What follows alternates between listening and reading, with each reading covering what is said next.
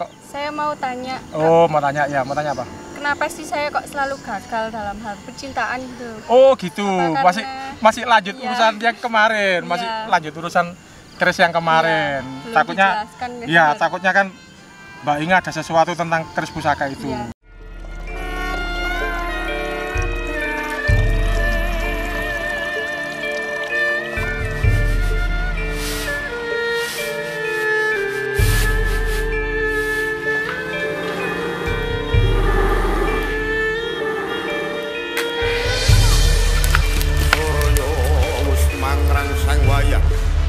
Bentaring cahya nratas kuninging tirta gadhang marang si gagat kang wis ulung galenganing kalong mratandani sang Baladara kudu nindakake kewajiban bedhah kipati serten banyu nari jagat sakisine ing kedaratan arum gandanya.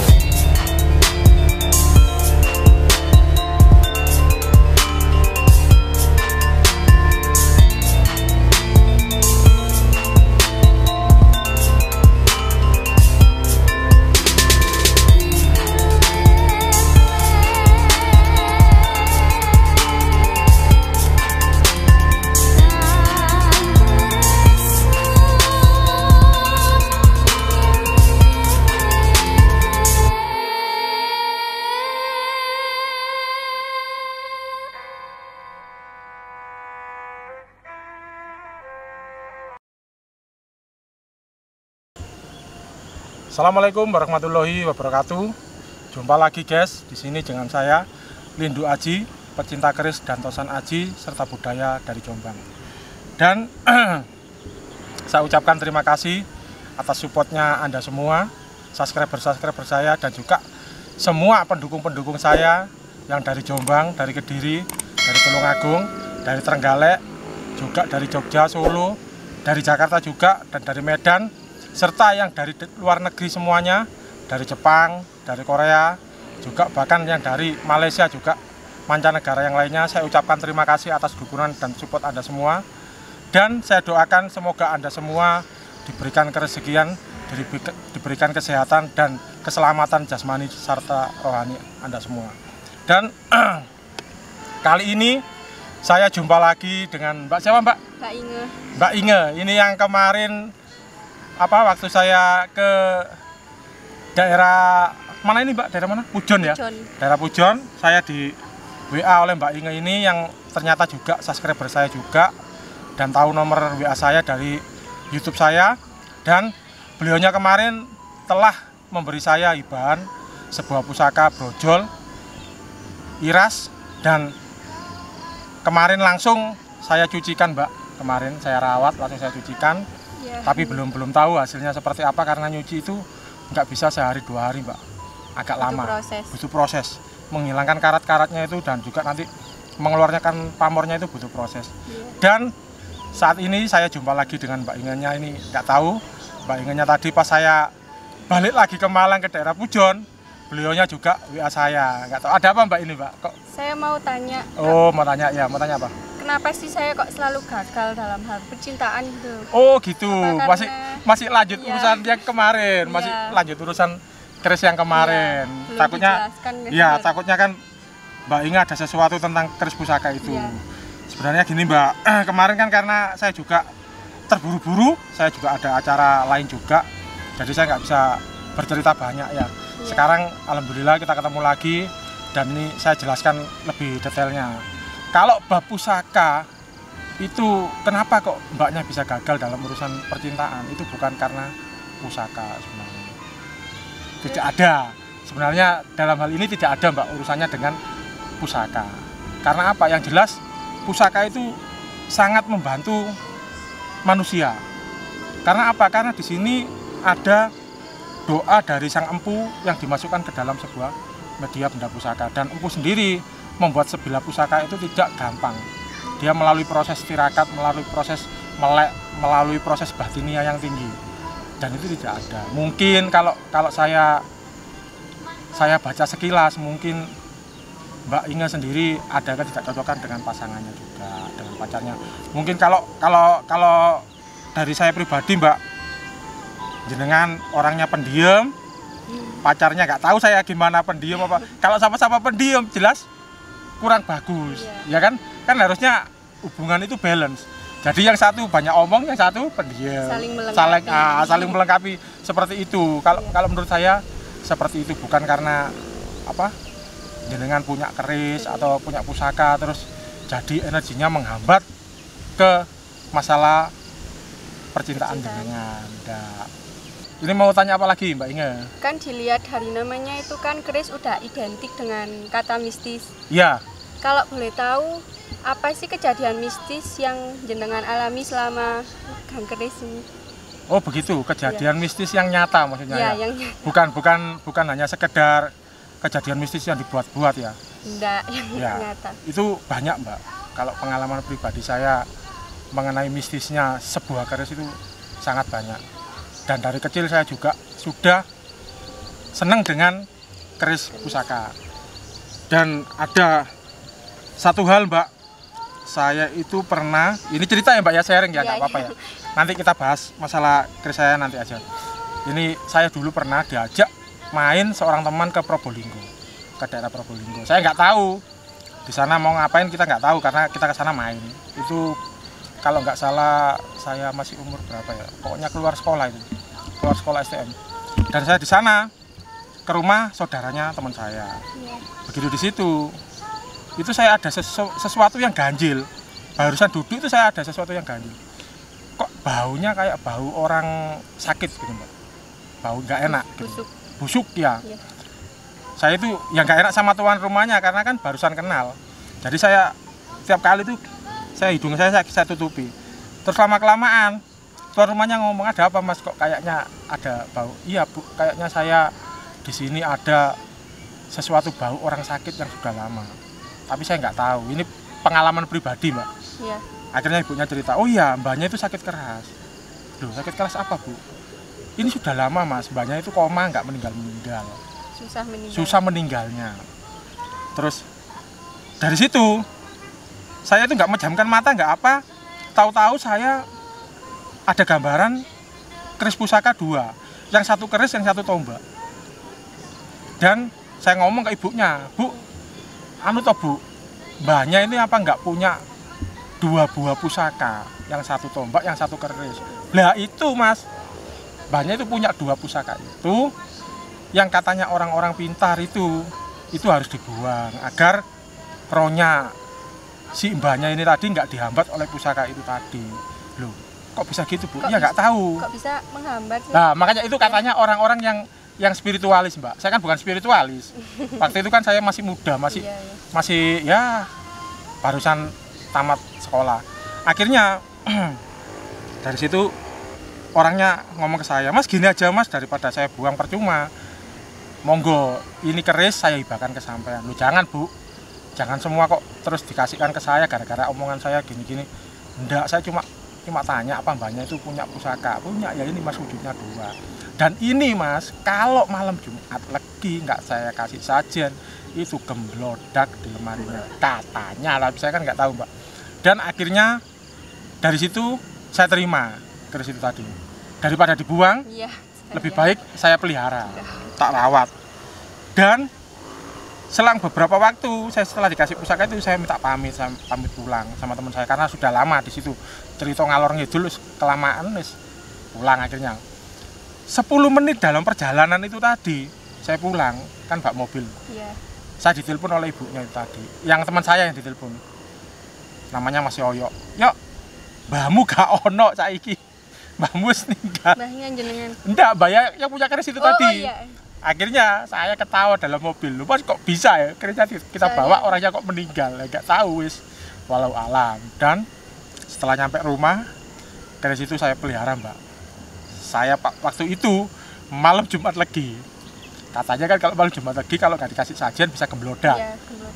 Ya, tak taruh dalam lemari. Gelap. Sampai pagi saya di depannya lemari itu ya nggak ada gemblodak sama sekali, nggak ada. Cuma setelah itu agak lama, ini ada hal aneh. Jadi keris ini tadi yang mengalami bukan saya sebenarnya, tapi ibu saya. Kenapa? Jadi keris ini saya pajang, kan saya pasang di dinding gini, saya paku kan. Gak mungkin keris ini bisa jatuh, bisa loncat, gak mungkin. Dan waktu itu saya nggak di rumah, posisi saya di luar kota. Kata ibu saya, waktu itu ada hujan gede, ada petir yang menyambar. Katanya kerisnya itu loncat, jatuh. Katanya ibu saya sama mbak saya ya, gak mungkin saya nggak percaya, mereka yang di rumah. Nah itu kejadian mistik yang dialami oleh ibu saya. Kalau yang saya alami sendiri mbak, banyak. Yang saya alami sendiri seperti gini. Saya pernah dapat pusaka keris itu melalui mimpi. Melalui mimpi? Iya, jadi gini.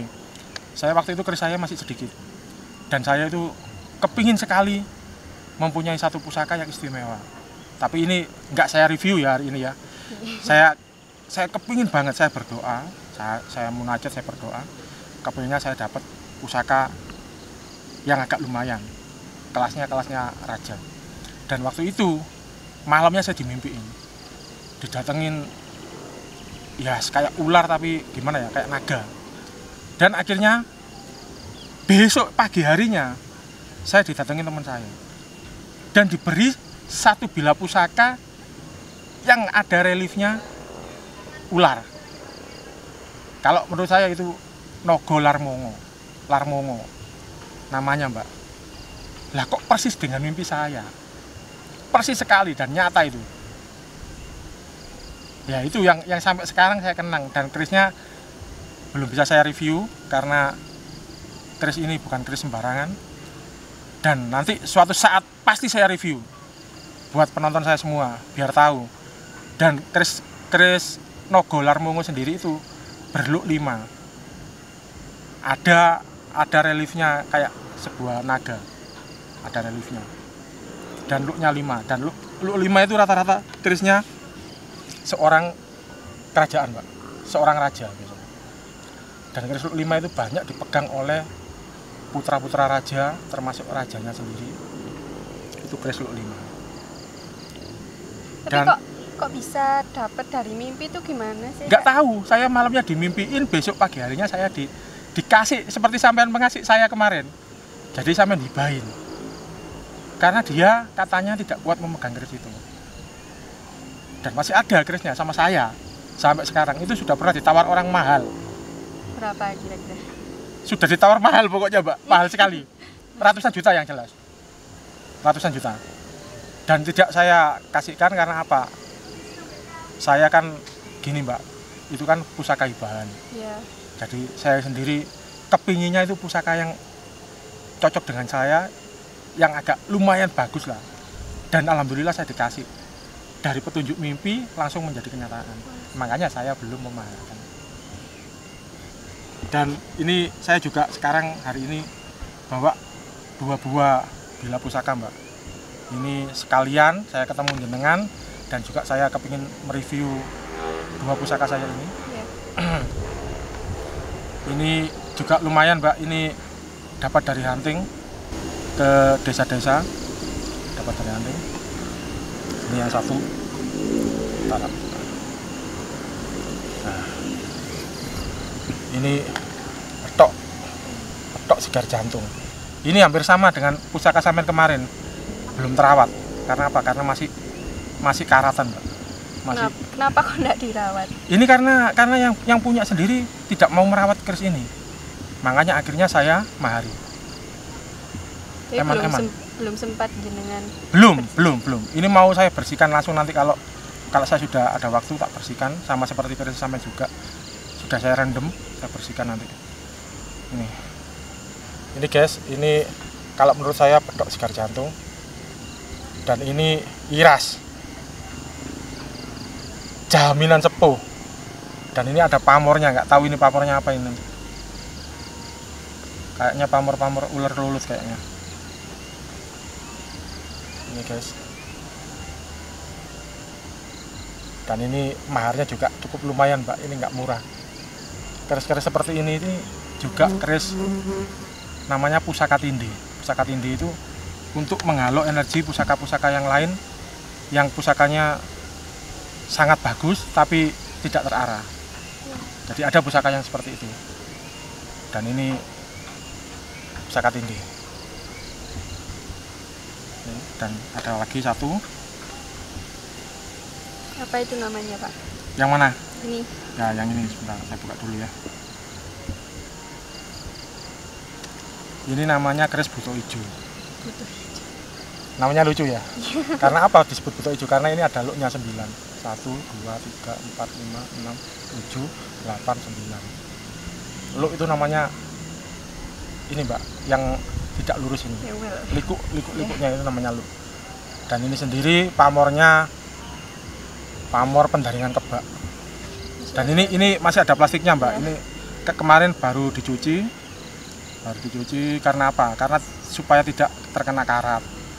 Makanya saya biarkan plastiknya menutupi bilanya biar tidak karatan seperti keris sampean itu. Iya, nggak pernah dirawat. Iya, nggak pernah dirawat. Ini kan keris rawatan. Dan buto ijo sendiri ini Mbak, ini banyak diburu oleh seorang kolektor juga. Ini keris-keris agamanya ya sekelas lurah, sekelas camat, sekelas apa? Bupati lah. Dan pendaringan kebak sendiri ini untuk kerejekian. Makanya dia banyak diburu oleh banyak yang minat, terutama kolektor dan pecinta keris pusaka. Barangkali Mbak mau tanya lagi, tanya apa? Udah. Ya. Nggak ada yang ditanyakan lagi. Enggak. Barangkali nanti apa? Saudaranya atau mbak-mbaknya masih ada yang punya keris pusaka, monggo kalau mau dibagi ke saya. Saya terima dengan 2 tangan saya. Karena kemarin kerisnya juga cukup lumayan, Mbak.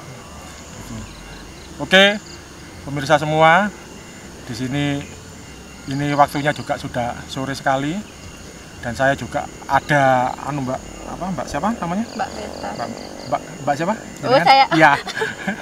Mbak Inga. Mbak Inga, saya juga ada keperluan lain, dan nanti kita sambung lagi kalau ada waktu. Insya Allah kita ngobrol-ngobrol lagi tentang pusaka. Oke pemirsa, assalamualaikum warahmatullahi wabarakatuh. Salam budaya.